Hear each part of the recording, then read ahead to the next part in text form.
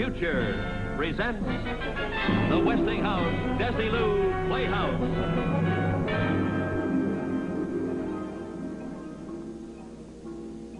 Good evening, ladies and gentlemen, and welcome to another Westinghouse Desilu Playhouse.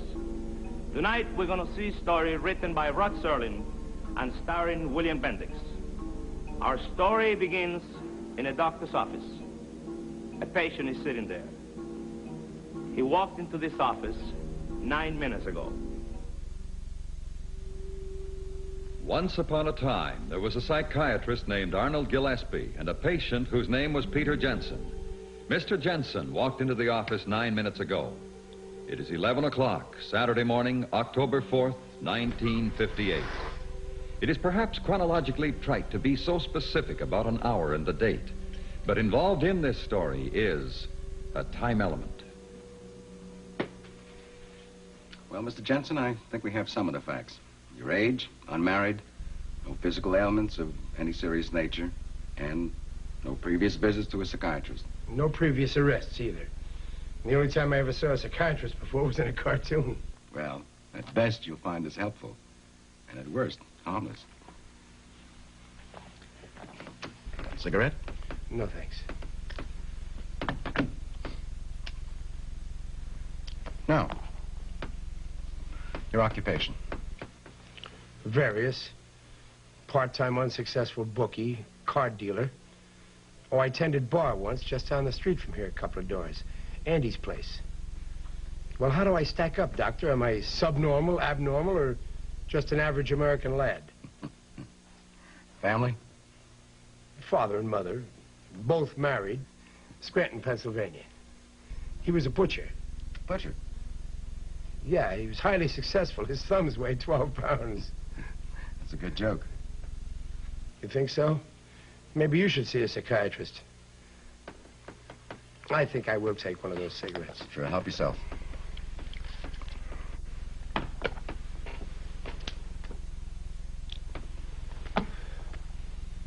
Well, you want me to pull up a couch now? Well, not necessarily, if you're comfortable here. Let's start right here. You can start by telling me why you came. All right. Nothing shakes you up, does it? How do you mean? I mean, everything is calm and cool, and you're the boss. When I walked in here, I could see you making inventory. Check the cut of the clothes. Check the language. And up there inside your head, that's where you mark down all the results. And then later on, you put the whole thing in pigeonholes. This fits here, this fits there. You got me pegged, haven't you? No. You figure this is some sort of minor league horse player. Maybe a little hungover, maybe a little bugged. But either way, maybe about 40 degrees tilt.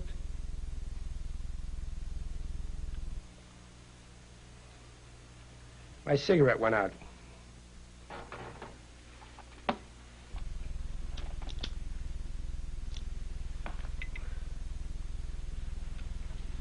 All right, pigeonhole this one.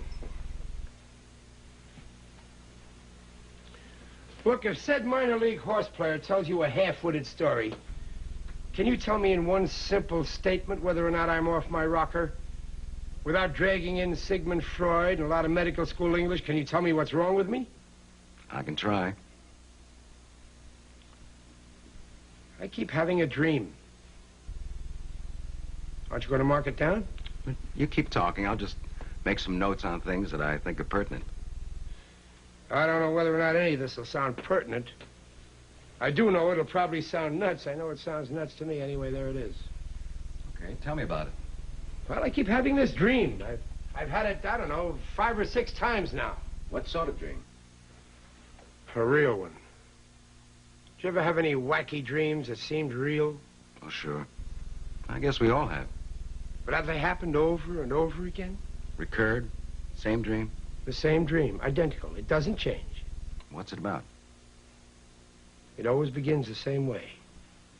I'm asleep. I'm sound asleep.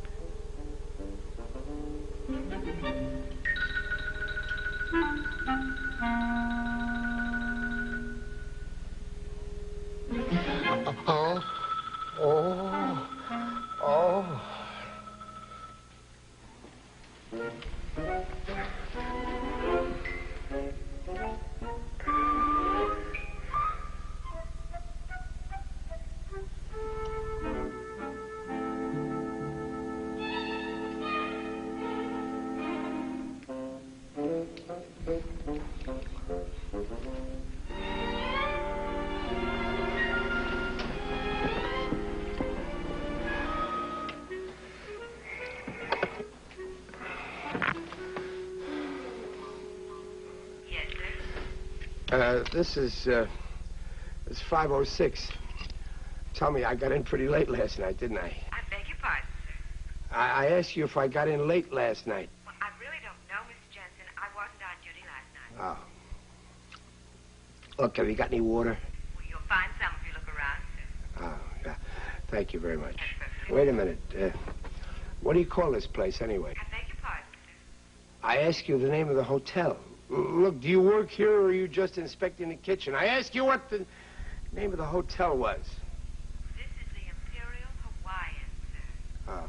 Are you in the right hotel, Mr. Jensen? I haven't got the slightest... Yeah, I'm in the right hotel.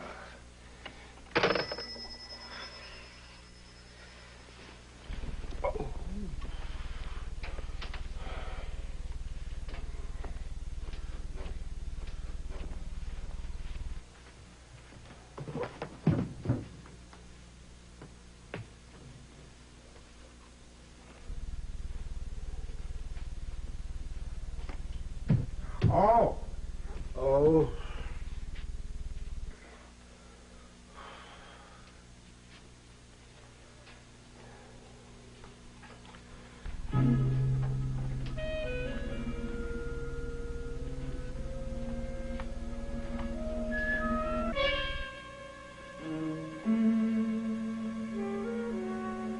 December 6th.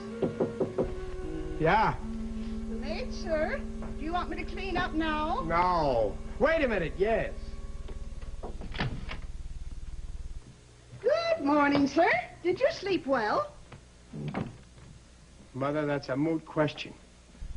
All right, you want to explain the gag now? Excuse me, sir? I asked you if you wanted to explain the gag. You tell the guy who put you up to this he's on the threshold of a deep wound.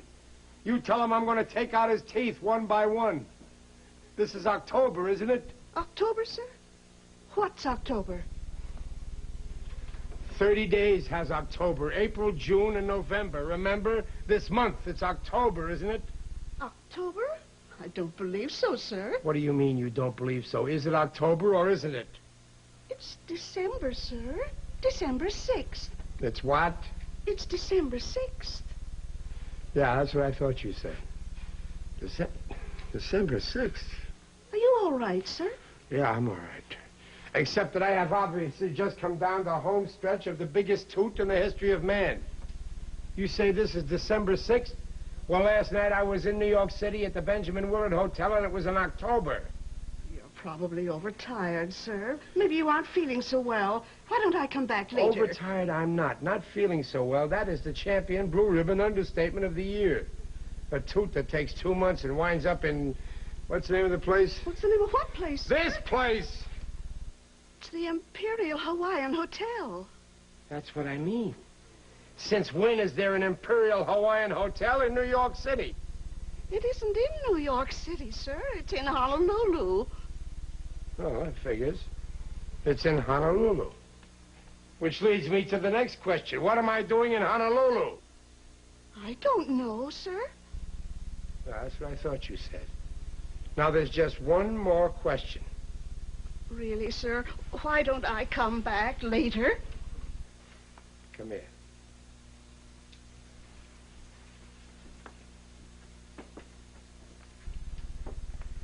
What, sir? Does this hotel have a bar? Yes, sir. It's got a lovely bar. And where is the lovely bar? Downstairs, sir, off the lobby. If I ever have another mother, I'd want it to be you. Come back later, honey, and we'll dance. Yes, sir. Absolutely, sir. Honolulu.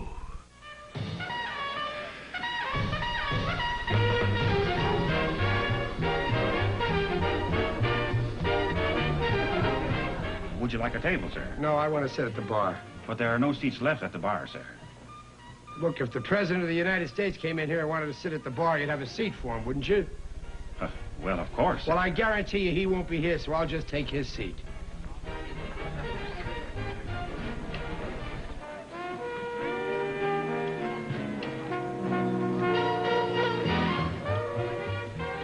That seat's occupied. You know it. I want a dry martini. I want it so dry the olive will come up coughing. You're the boss.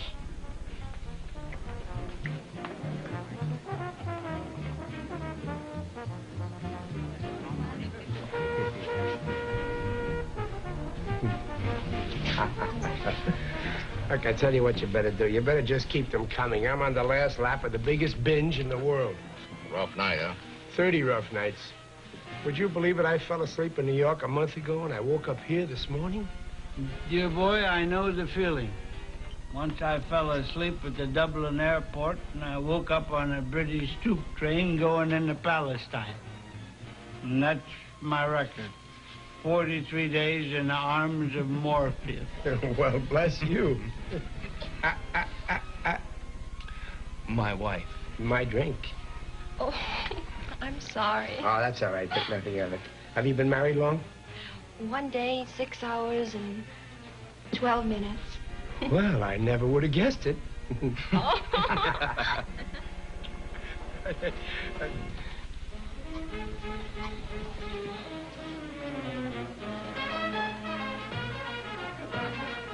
You from New York?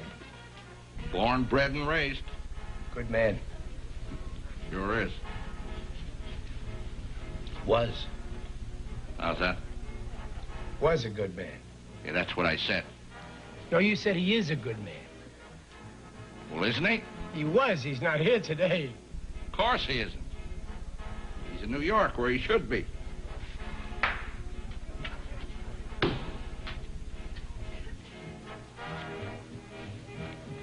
You know, you got a nutsy sense of humor. What are you, the argumentative type?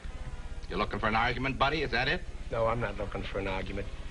I just want to tell you that if you're kidding me, I'll come behind that bar, and in about 3 minutes, I'll be able to scrape you up in a spoon and put you in a cup. Let me buy you a drink. No, let me buy you a drink. A drink for the newlyweds. The newlyweds are drinking champagne. Give him champagne. What do I look like, a deadbeat?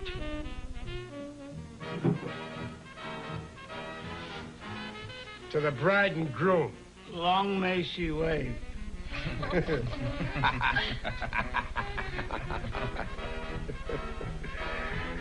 You off a ship? Bet your life. The best baby afloat. The Arizona. What? The Arizona. The Arizona? When did they dredge her out of the mud? You're talking about my ship. She's never been close to the mud. She hasn't, huh? Boy, you got a lovely wife and a lousy memory. You trying to tell me she wasn't sunk? I'm not trying to tell you. I'm telling you. The Arizona's never been sunk in her life. She hasn't, huh? You know it. You know it. I don't know it. I say she got sunk on December 7th, 1941. And that's where she sits today, in the mud at the bottom of Pearl Harbor. Now, what do you think of that?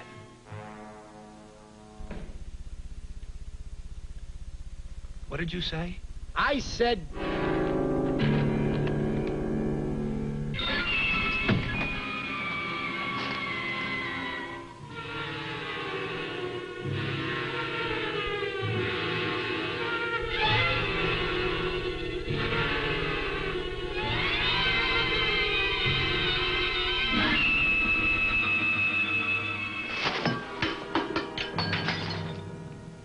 It's not 1941.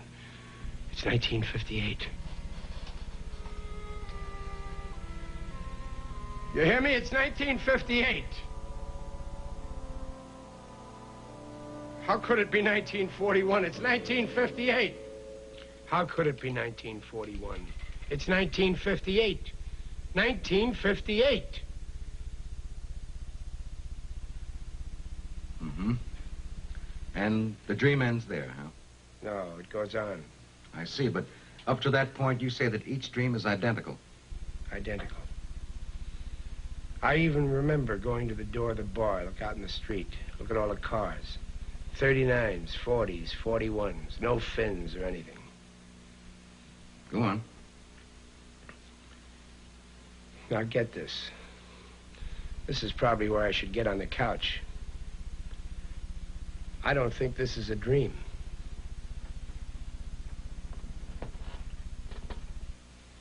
You can make all the chicken tracks you want to. This is the goods here. I believe you. You do? Well, call up the sanitarium, tell them we'll take a double room. I mean, I understand why you think it's real. See, some dreams are extremely realistic. As often as not, they're impossible to distinguish from reality while you're asleep. Have a cigarette.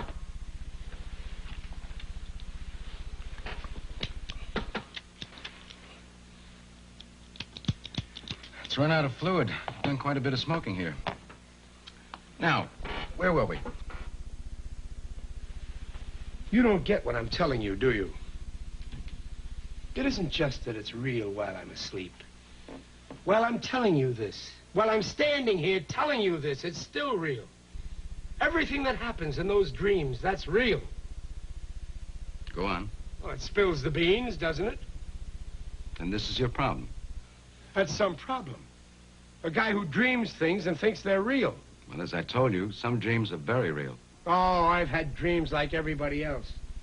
But a week ago when these things started, I knew that they weren't dreams. You understand? They're not dreams. Well, if they're not dreams, Mr. Jensen, what do you suppose they are?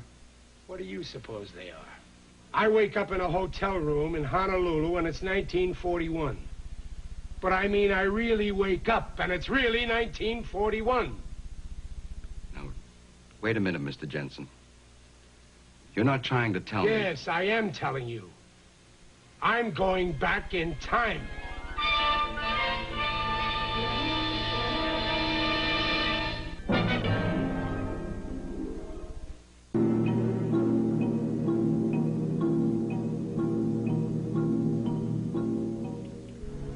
Yeah. Well, are you a bookie or aren't you? Okay, then, this is the bet. I picked Joe Louis over Buddy Bear. What odds did he give me if I picked the round? What are you talking about? They're not scheduled. They will be. You're going to fight on January 9th. Yes, that's right. Buddy Bear. I picked Louis in one round. What's the quote? 30-1. Come on, boy. Come on. Well, that's better. Okay, I'll take $500. Right. What do you mean, how do I know? I just know, that's all. Right. Say, wait a minute. You got the name right? No, Jenson.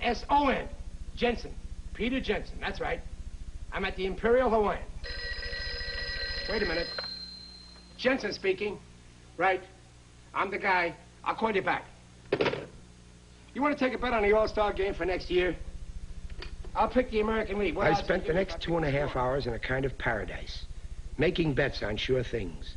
Every race, every prize fight, every football game I can remember happening after December of 1941. I got it figured out that if this crazy stuff goes on at least 6 more months, I'm a shoo-in to collect about $464,000 from a half a dozen soon-to-be impoverished bookies. I'm not scared, you understand. I don't have one idea what I'm doing back here, but as long as I'm back, I figure I'll put it all to good use. Come in. Hi. How are you? I'm fine. How about a drink? My wife asked me to stop by and see how you felt. That was nice of her. I feel great. How about a drink, huh? No, thanks. We're going swimming. She was a little concerned. My wife, I mean. About what? About me? Well, it's just that down at the bar when you saw that paper, you began Oh, that. Well, that was...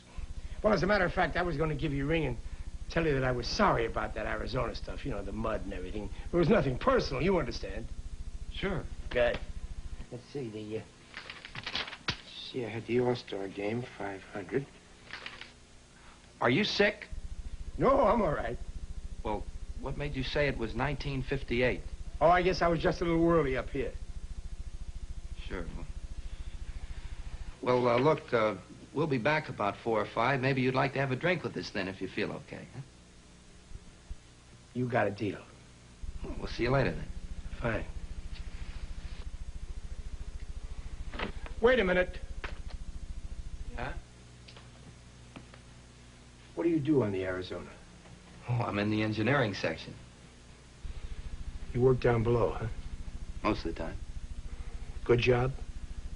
I like it. Well, I'll see you later then. Yeah, we'll give you a call when we get in. All right.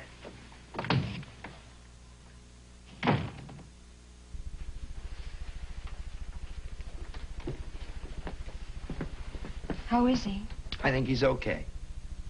He seems so lost. Now, he'll be okay. Said to give him a call when we get in. Wonderful.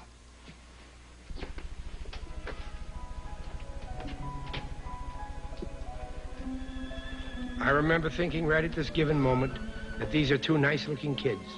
And while I'm watching them, the thought hits me that this is an awfully young and pretty kid to be a widow after just 2 days of being a wife. So right at this moment, I do the only thing I can do. I make a jerk out of myself. I want a Honolulu newspaper. I don't care anyone.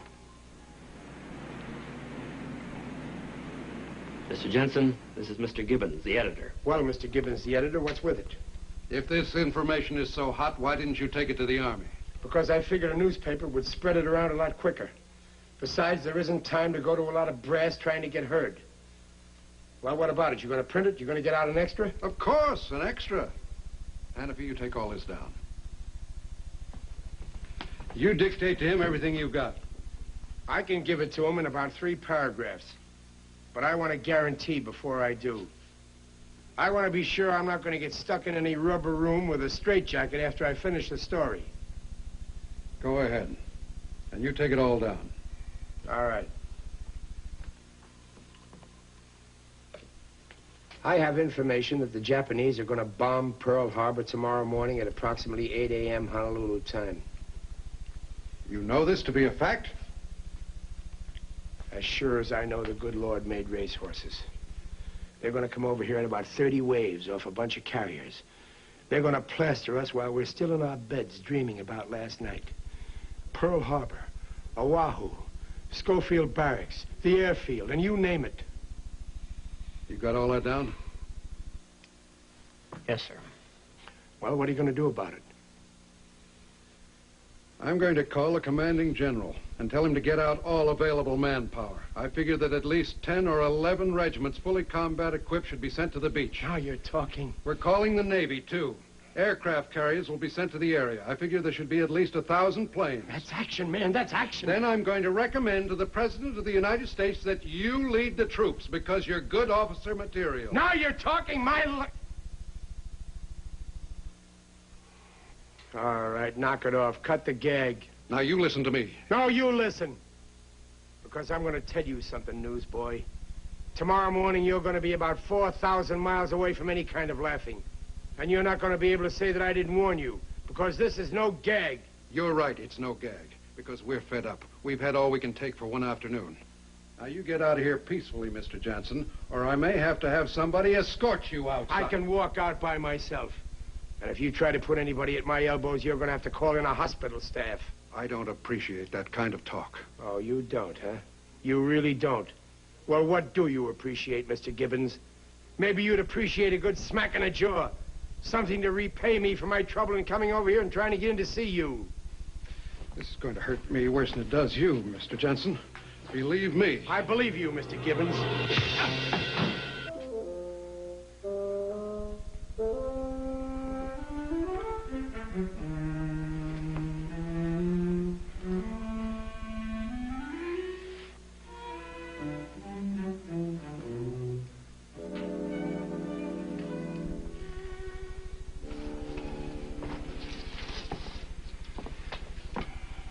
Is he out of his mind? Appears to be sane enough.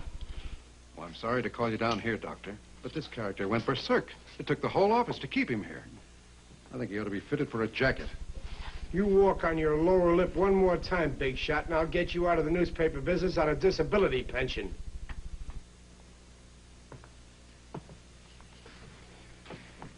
You've never suffered from delusions, have you? You do know where you are, who you are? Oh, stop it. I'm as sane as anybody in this room. And a more incriminating statement I'll probably never make the rest of my life. What is the date today? December 6th. And we're what? We're where? We're in Honolulu, Hawaii. What did you have to eat today, to drink? Nothing. Nothing to eat and precious little to drink. I've spent the whole afternoon wasting my time with these two kooks. Who is the President of the United States? Who's kidding who? You're supposed to be finding out if I'm nuts. Eisenhower. Who did you think it was? U.S. Grant? Who? Who did you say the president was? Of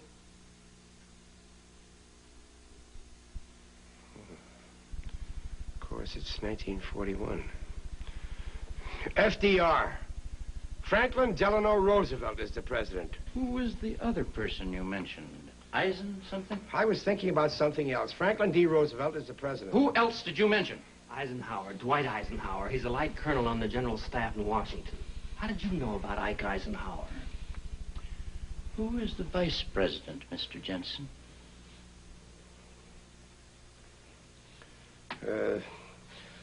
Garner. John Nance Garner. John Nance Garner was the vice president. He isn't any longer. Oh. Well, wait a minute now.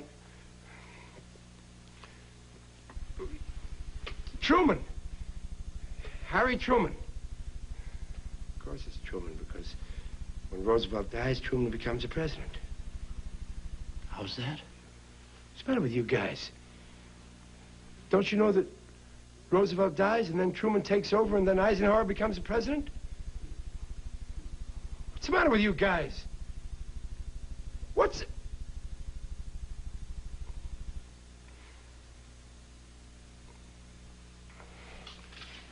All right, fellas. I take it all back. You named the vice president, and that's who it is. Forget I ever mentioned it. Hold it. Sit down, Mr. Jensen. Let's you and I talk this over.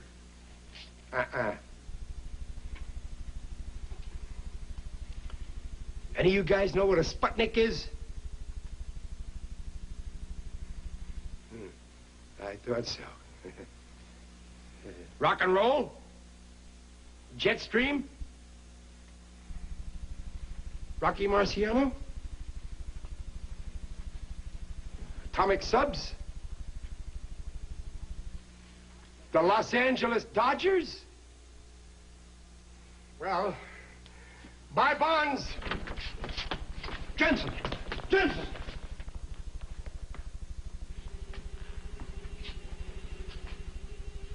Something on your mind, Hannafy?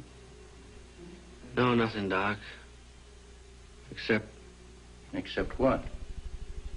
There's nothing insane about that man. I didn't say there was.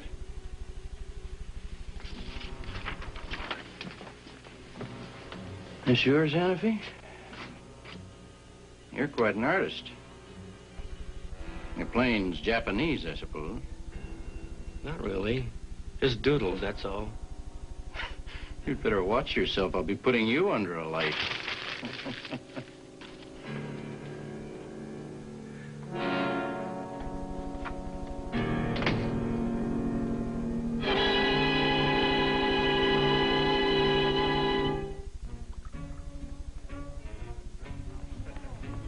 The best laid plans of mice and men and Pete Jensen. I just struck a blow for law and order and missed. So what's left to do? Simple. Nothing. Just sit in a bar feeling that kind of sweet, sad glow that comes with realizing that most people aren't as bright as you are. The next morning, they'd probably all come back and measure me for a brass statue, but it would be too late. I didn't care anymore. But it was kind of a crazy feeling, though, to watch these kids relax over their dates and their drinks when tomorrow morning there'd be a couple of odd thousand of them taking a miserable route through hell to get to heaven.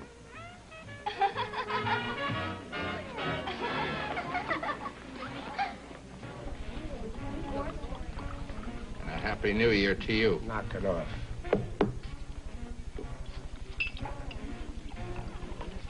I know how it is, pal.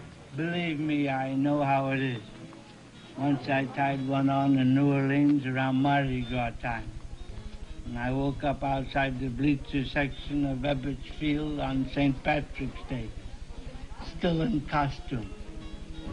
Believe me, I know the problems of which you are exposed. Hi. How about having that drink with us? Oh, yeah. It's a pleasure. No, some other time. Hello. Hi. I'm a little ahead of you. How was the swim? Wonderful. How many hours is it now? 31 hours and 15 minutes. And everybody said it wouldn't last.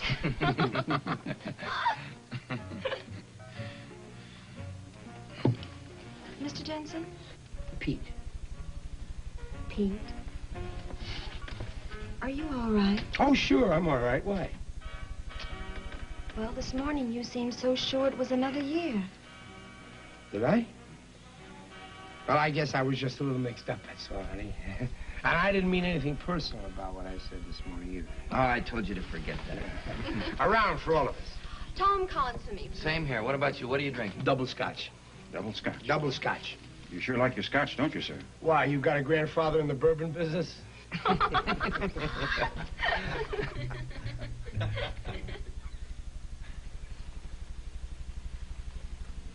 What's the matter? I wasn't kidding this morning. I meant what I said. The Arizona's going to get sunk tomorrow morning. Are we on that again? We're on that again. Look, Lieutenant. Ensign. Ensign, Lieutenant, it doesn't matter. I've got no axe to grind, you understand? Tomorrow morning, I've got every intention of going down into the basement and cuddling up to the furnace and spending the whole day listening to the sirens. You say you're an engineering officer or something. That means you're down near the boilers. Well, I'm telling you that at about 8:20 a.m. tomorrow morning, there won't be any boilers. There won't be any decks. There won't be any ship left. And that goes for a lot of boilers and a lot of decks and a lot of ships. Not to mention handsome young ensigns with new brides. Please, don't talk like that. I've got to talk like that. This is the second half of the story. I know what's going to happen tomorrow. Because tomorrow is December 7th, 1941 to you people. But it's 17 years ago to me. That's right. Last night I was in New York City. It was 1958. It was October. It was 17 years after what it is this very minute. And I've lived through those 17 years and I know what's going to happen. You're nice kids. You're nice young kids. I've got no reason in the world to give you grief. I'm telling you that tomorrow morning we're going to get attacked. And if you're on that ship... I'll be on that ship because that's my berth. Mr. Jensen, you're a nice fellow and all that, but if you keep saying crazy, wild things like this and making Edna worried, I'm going to have to pop you. Come on, honey, we'll have our drink at the bar. Wait a minute. Hey, you, I don't want no trouble. You want to fight, go out and fight a lamppost. You shut your mouth. All right, what are you going to do about it? You going to stand around holding hands and biting earlobes until this boy goes back to his ship? Because I'm telling you, if he goes back to that ship, he may not be alive at 9 o'clock tomorrow morning. Repeat, he may not be alive tomorrow... I told you I don't want no trouble, you hear me?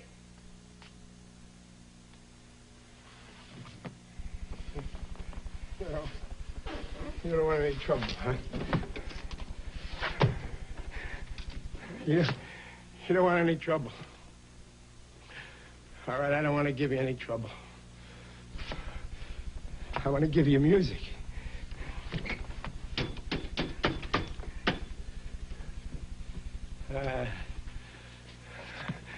I'll sing songs for you. Songs you never heard before. Let's remember Pearl Harbor as we go to meet the foe. You want to hear another one?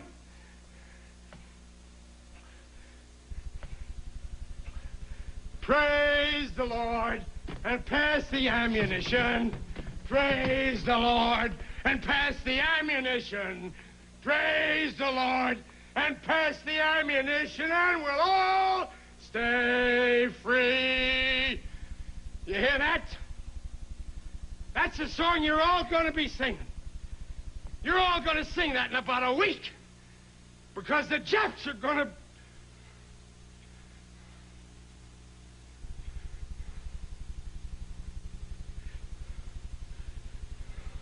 Want to hear another one?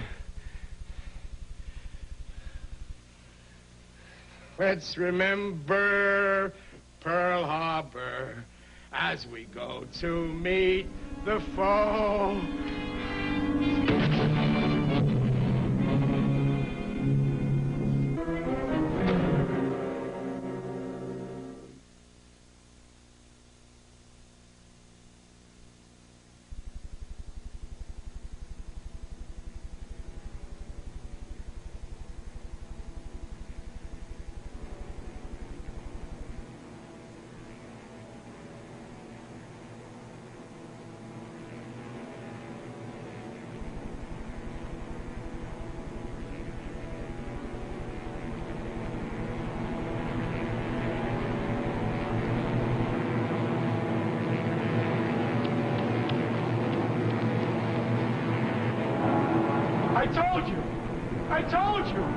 I told you! Why wouldn't anybody listen to me? I told you! I told you! I told you! I told you. I told you. Why wouldn't anybody listen to me?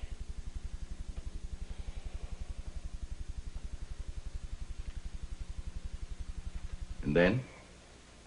That's where I wake up. Standing by the doors. Planes coming in low. Bombs dropping. Strafing.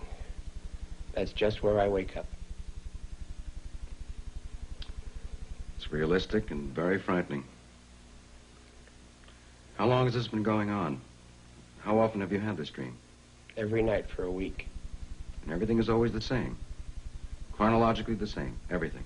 Everything. The ensign and his bride. The bar. In my room on the phone, everything. And the moment when I'm standing by those doors and the planes are coming in, it's always the same. And it's real. It's not a dream, it's real. I'm going back in time. I know. Well, Mr. Jensen, I won't attempt to analyze that dream now, except to say this, that very often you dream with a purpose. The dreams are usually significant to something deep-rooted in a man's subconscious. But very often the subjects that you dream about are not really the things that bother you. They're only symbols of the things that bother you. Look, Doc, don't try to out-logic me. I'm not trying to pass this off as logic. I just know what I know. I'm going back in time. I can't give you an explanation. I thought maybe you could give me one. And I'll tell you something else. When I'm standing by those doors and the planes are coming in, that's where I wake up.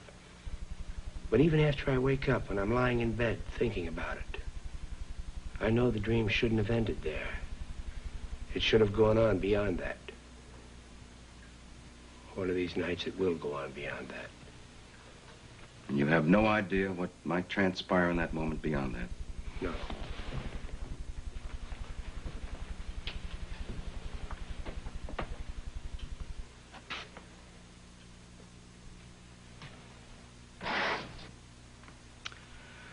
All right, let's approach it your way. Let's look at it as if it weren't a dream, but let's look at it very practically. Assume now that it were possible to go back in time. Now we can assume that. You go back in time and you do something. Let's say you warn people about an accident that you know is going to happen so that the accident doesn't happen. But what is it that you're doing? By altering the past, you change the present. Look, Doc. Now, this is important, Mr. Jensen. It's very important that you grasp this. Let's try this analogy. Supposing I were able to go back in time. I go back and I'm hit, well, let's say by a taxi. Now, it figures that if I were able to go back in time and were killed, I wouldn't be living today. Not only that, think of all the other lives affected. I wouldn't have gotten married, I wouldn't have any children, I wouldn't have bought a house. Now, all these things wouldn't exist as they do today because I changed them in the past by being killed. So? So, it's not possible to go back in time. We must assume that this is a dream. All right, try this then. All right.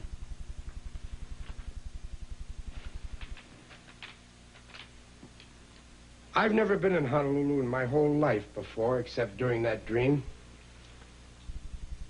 So, after the first couple of times I dreamed this, Take your time. Well, I decided I'd put it to a test.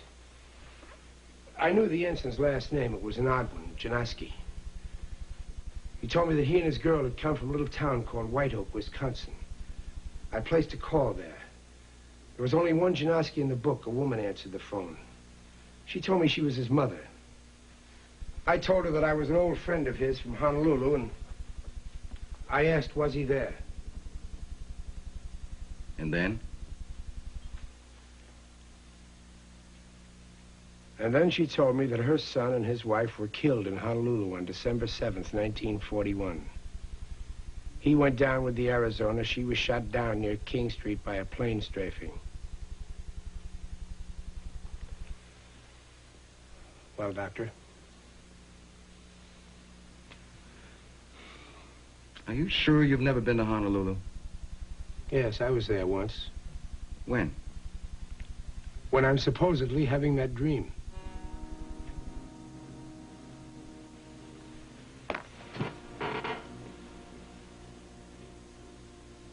All right, Doc, tell me.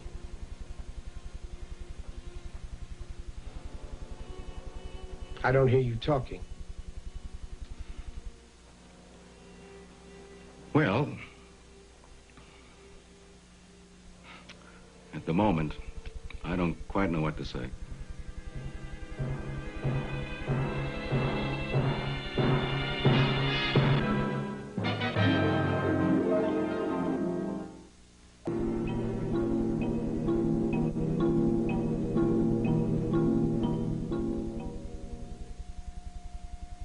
Dr. Gillespie's patient lay on the couch almost in a stupor. They'd been talking for hours. It was Saturday, and Gillespie had planned to close early and go play golf. At that moment, he'd forgotten golf. He was concerned only with the fascinating and unbelievable story that this man in front of him had told him. And then, as he looked at him lying there on the couch, Dr. Gillespie knew Jensen was falling asleep. He could tell by the look on the face that he was far from resting, though his eyes were closed and he was no longer aware of him.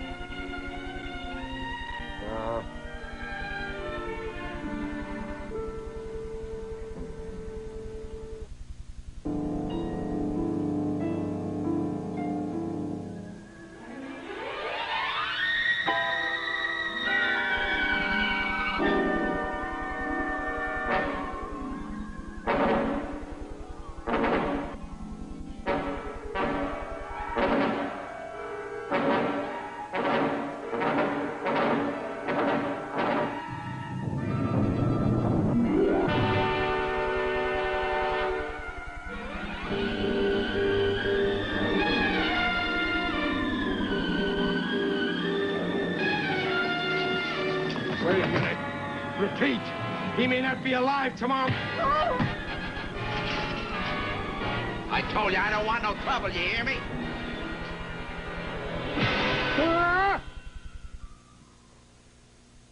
Mr. Jensen. Mr. Jensen.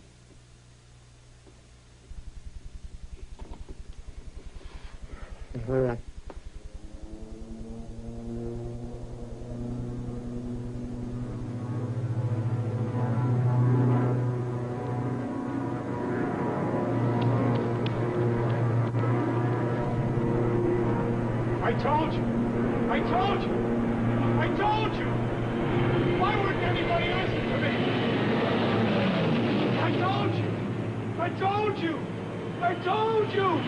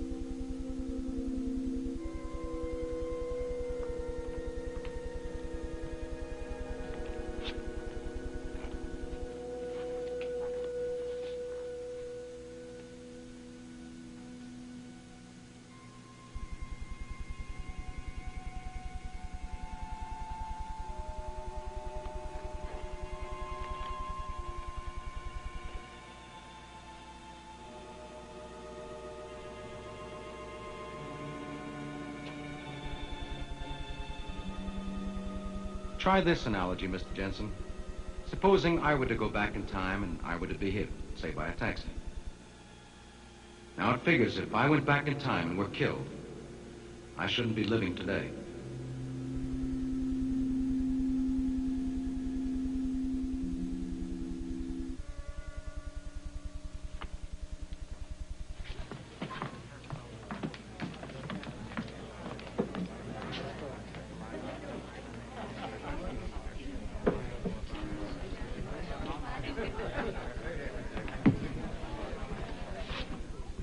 Yes, sir? Bourbon on the rocks.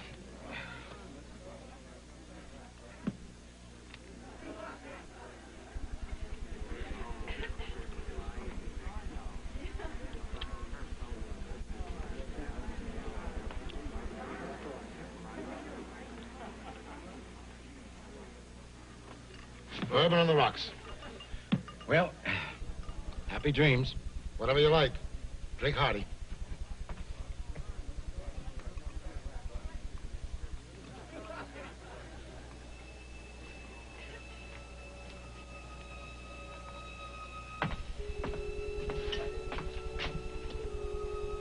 Something wrong? No. Who's the guy in the picture?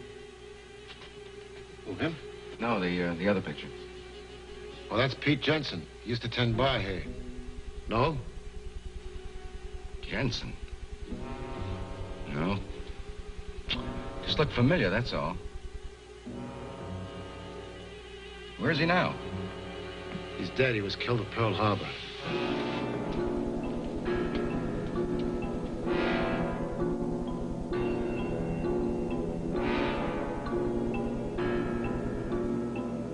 It is October 4th, 1958, Saturday, 12:10 p.m.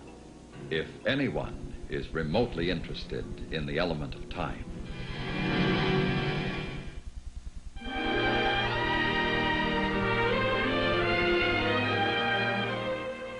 You're watching an all-night sneak preview of Nick at Night's TV Land, the new 24-hour network. If you like what you see, call your cable company and tell them to add this channel to your service.